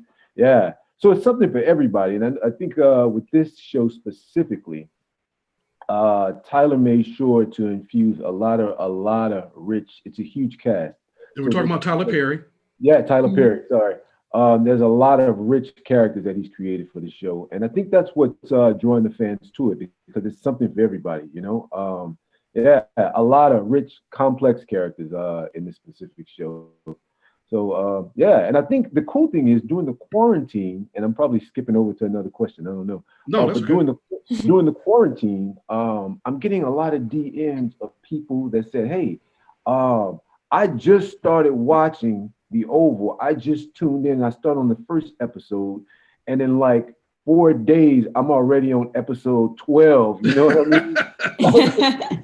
Yeah, and I think It's binge worthy. yeah, it's binge worthy. Like I think at episode 3, I stopped because you as an artist or whatever, you look at your art sometimes as the artist, you know, and very few times can you look at it as a fan of your own art, you know. Right. I think at around episode 3, I started looking at it as a fan. So I have to watch it twice now. I have to watch it one as a fan, get through that whole fandom, and the second time as an analytical artist that says, "Oh, I can change this, I can do this, we can build on this." But yeah, like at episode 3, man, I started watching as a complete fan, like, oh, you know, I yeah, think yeah, picture that Tyler has definitely been able to paint is to bring our community and actors like you so that young people can aspire to be chiefs of staff, so that the chiefs of staff that are at our phenomenal mayors like Keisha Lance Bottoms, the chief of staffs that are around our city, now you're that chief of staff that everybody can identify with. And for young actors, how do you prepare? Because, you know, when we do Star Studio, we try to give people insight. How did you prepare for this particular character? yeah. No research, man. You know, I delved into after I read it, I delved into what inspiration, like what types of outside inspiration I could bring to a character like this. You know, there's a there's a there's a there's a race issue within it because there's race issues within the show. There's sexism within the show. There's all kind of themes, and I wanted to develop a stacked character, a layered character that was mischievous, that was loyal to a fault, that was devious, that was loving, you know. And my career really started in New York City. I was doing classical theater, and one of the biggest characters that stuck out to me was this character in Othello. I don't know if you guys know Othello, one of Shakespeare's plays that involved race. And there's this character named Iago, and Iago's always he's always manipulating and maneuvering, and he has this hatred for Othello. He's jealous of this man who just so happens to be a minority in Shakespeare's film that accomplishes so much, and he becomes a general of an army, and he's praised. And I wanted to. He's one of my main inspirations. One of the others was John Kelly, the chief of staff to the current president. He always had one of those looks on his face when this guy would say or do things. What the hell have I signed on? I remember that. You know? Yeah. And there was always like write-ups in the newspaper of John Kelly calls the president an idiot in a staff meeting, you know, and of course John Kelly denied, you know. But there was always some type of shenanigans on the news, and you would see John Kelly in the corner with the face like, you know. So I went to those things and I did all the research that I wanted to do, and I just started stacking it, you know. And at the time, I remember binging Game of Thrones. There was a show called Game of Thrones, and there was this character on there who just so happened to be a woman, and I was like, look at how this woman maneuvers this. Look at how she goes for the throne. Look at how, you know. Her name was Cersei Lannister, and I was like, this would be so great to incorporate into this character, you know. So I just took inspirations from all the things around me that I felt would add dimensions to the character. Right, and there's a composite of different characters. But you know, before we let you go, I wanted to talk about it gumbo back home in Louisiana. Gumbo. Exactly. That's right. You're native of Louisiana. And one more thing I wanted to talk about, I wanted to, give you shout outs and give you praise because you served in, one of the things that women find sexy is the fact that you served in the United States Marine Corps, which is the second greatest branch next to the Air Force, which I was in. So I want to give you some shout outs and praise. But I wanted to talk about, we both went from the military and transitioned into the arts, but in different branches of the arts, and talk about how much courage that is, we wrap up this interview. No, that's a good question, man, because, there's a lot of testosterone and bravado in the military, I remember reading this book. I was in New York, and I remember reading this book. It's called The Artist's Way, and in it, as like little lessons that you take just to understand like this inner child that was an artist or that is an artist, and to inspire you as an artist, just discovering oneself. And through it, I realized that I've always been an artist, man. I remember I decided to pursue the career that I'm doing now, like towards the end of my year in college. Okay. But before that, I was studying to be a lawyer, you know, because I come from Louisiana, and I don't think at that time the arts weren't a big thing. Like, and my dad had 5 boys, so his goal was to make sure that these boys become men who can support their family and be successful. And his idea of success was something much more practical. You know what I mean? What he could see. There were lawyers, there were doctors. Oh, you know, my son's smart. Let's train him to be a lawyer. Right. And that was the goal. But like, I've always been an artist. As much as I wanted to do the law thing, I've always been an artist. And I had that discovery towards my last year in college.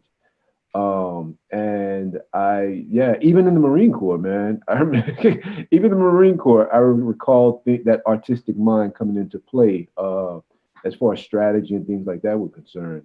So it's always been there, man. I wish I could say that it blossomed from something, but like, I feel like everything that I've done in my life, or I'm realizing that everything that I've done has blossomed from the opposite of me being an artist, you know? Mhm. Yeah. Right. Me being an artist. Well, that's what's up. But I thank you for coming on. I thank you for gracing our screen today. Thank you for giving us respite from the craziness.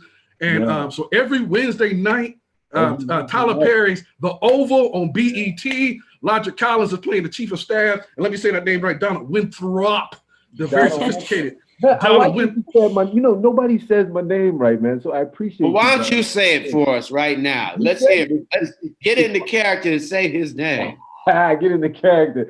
It's Logic D. Collins. Yeah, it's Logic D. Collins. Yeah, That's right. That's right. And thank you very much for coming on. Yes. We're gonna have to bring you back because you're gonna have to talk about next season. So thank you so much. But we're joined by, and this is a classic, the future is now Black man who has addressed issues that many haven't, built empires. I just want us, all these Black men right here, to thank you, Matthew Knowles, for all you've given us, for all that you've done to make a difference from the sound. I mean, I don't know that we give enough thanks to those of you who sacrificed for all of us to come.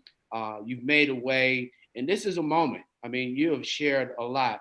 I want to thank you, Brother Collins, but I didn't want you to miss this moment for Rolling Out AM, the wake-up call, to see this genius, this true legendary. And we've got to thank you now, Mr. Knowles, because you are on the forefront. You have given gifts that many of us are never going to say thank you for.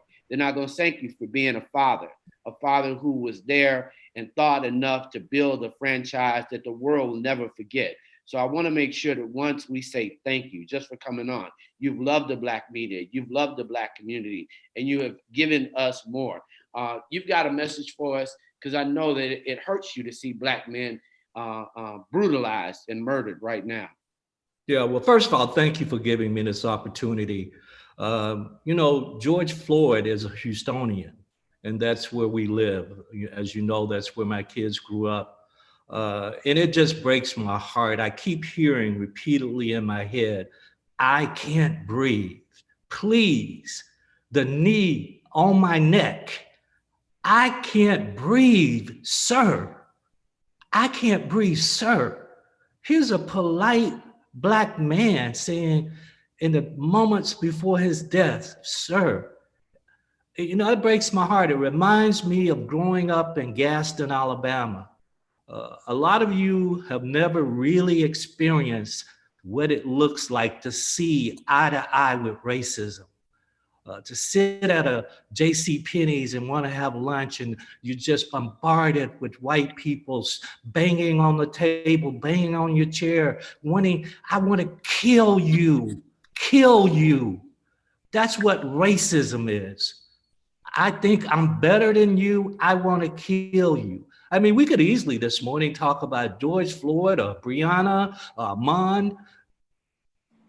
And it's no different than when I was growing up and being one of the first Blacks in elementary school and junior high, and Gaston High and University of Tennessee. Can you imagine? We're talking 1956 through 70, and you're one of the only few Blacks.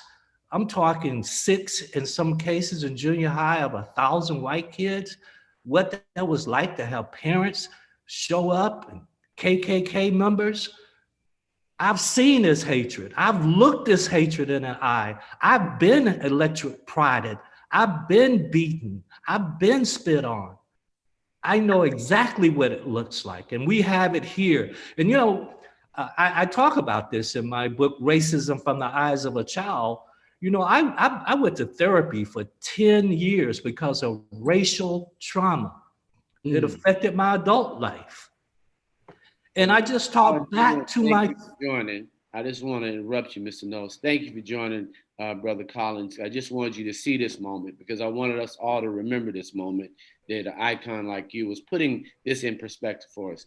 Thank you, Brother Collins. And we'll continue, Mr. Knowles. I just wanted to thank him because I'm inspired. Mr. Knowles is a huge inspiration. I've always been inspired by him. So it's a pleasure to sit here and listen to him speak on this. Yeah. Well, thank you, Brother Collins. Yeah. But you know, I've seen this before. I just think it's time that we show up. It's time that we have the social courage. And I was just saying, I talked to my therapist, a Black man, and I believe in therapy. And I had to go through it. And I had a lot of anxiety being 68 years old, having hypertension, cancer survivor, a lot of stuff, anxiety. And he gave me clarity. He told me that whatever we brought to this pandemic, so if we brought fear, then it's multiplied 20 times. If we brought racism, then it's multiplied 20 times. That's why we're seeing all of this. Whatever we brought to this COVID-19 and times of crisis, it gets accelerated. It gets accelerated during a time of crisis. And that's why we're seeing this. That's why we're seeing this. Mr. Knowles, how you doing? This is A.R. Shaw. I want to ask you about teaching the next generation because we grew up in a time, and you grew up in a time where racism was right in your face, and the next generation, we might have experienced it in a different way. For your kids and for individuals who are in my age group, what do you tell them? Like, how do we move forward when we're confronted with racism? Well, that's a very good question. You know, I'm a college professor of 12 years now, and I'm at Prairie View A&M University this semester. And I talk to young people. I get to talk to them. And I tell them that it's a shrewd type of racism today. And you have to understand that you can be my 15-year-old grandson, Jules, who granddad is Matthew Knowles, his uncle is Jay-Z, his aunt is Beyonce. But if this kid is in the wrong place at the wrong time, he has his hoodie on, the police is not gonna care. They're not gonna ask, hey, who is your mama, Solange? You know, we're all at risk. At 68 years old, when I rolled through somewhere late at night, which I don't do, but when I did, I had fear. We all Black men and Black women, it's not just a man thing, have fear, mainly men, but we have fear of the police. We don't look at them as our friend. We should, but the reality, see, we need to come clean with this. We need to stop sugarcoating it. We need some real leaders. See, I grew up in a leadership, you know, when we had Malcolm X and Martin Luther King and the Black Panthers, the NAACP really had a strong voice in the community. We need those young, and you were just talking about young people. You know, remember, Malcolm X and Martin Luther King was in their 30s when they died. They started this movement in their 20s. Right. We need some young people to step up. And now is the moment. Terry? Yes, I wanted to talk about, because I guess it's bringing back what you're seeing today, especially this past month alone. from, Brunswick, Georgia to Louisville, Kentucky to Minneapolis, Minnesota, and other places around the country is kind of like bringing back some of the things that you experienced and you thought that we had permanently eradicated and obliterated, but now it's manifested all over again in a different and if not more potent form. So I want to talk to people about who are experiencing anxiety. You wrote a book on it. You said you went to therapy about it. What are some of the things that you learned that we can teach ourselves? Because I can imagine there's a lot of other people who are experiencing anxiety from never experiencing something like this, where they feel like they're back in Jim Crowism. Well, some of the things that I learned a lot of things about myself, a lot of fears that I had, but I also realized, there's a thing I learned called eroticized rage, that a lot of older Black men, not so much the younger, it was a point of my life where I only dated a certain race of women, because I had this rage inside of me. I learned that I had the fear, that I felt insecure because I was that little Black kid that the kids laughed at when he made a mistake. And I learned that I had the power inside of me to be the very best. And I remember that time in junior high and reading that paragraph, first day of English class, and made a mistake and the kids laughed at me.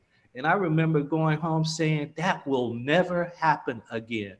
I learned that I'm gonna be the best. The best is inside of all of us. That's what I learned. And I learned that I tell young people, it's certainly everyone is not racist that's of the other color. Everyone is not racist. But this whole thing that when we see another race that we don't identify, I was talking this weekend and it was an all white panel and the host said, well, Matthew, what I love about you is you're like me, you don't see color. No, that's not true. When I see a white man, I see a white man. When a white man sees me, they see a Black man. When we walk into a room, we're the only Black, everybody sees us Black. Come on, we gotta just be real about this. We're culturally different. Right.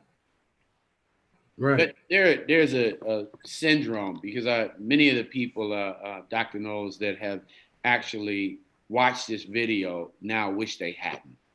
So now they're traumatized by this memory that they've just consumed this image. What would you tell them? Because they're now having post-traumatic syndrome from a video they just watched from an African-American being murdered by a police officer. Yeah, I'm a big believer in therapy. I'm a big believer in having someone that you can talk to that's been trained, that will listen and let you express your feelings and emotion. I'm a big believer of that. That would be my suggestion first. And the other is, if you can't do that, just to talk about it. The thing that really gets me is to watch that white policeman have his knee on George Floyd's neck and put his hands in his pocket. Yes. And then look at the camera. Yes. Put his hands in his pocket as to, hey, look at me, what I'm doing. I'm about to kill him. Yeah. Did y'all see that? Yes. Yes, sir.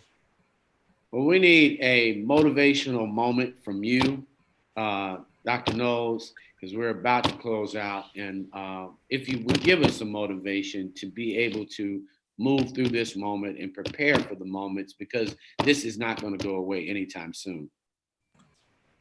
I think about a message that I once got.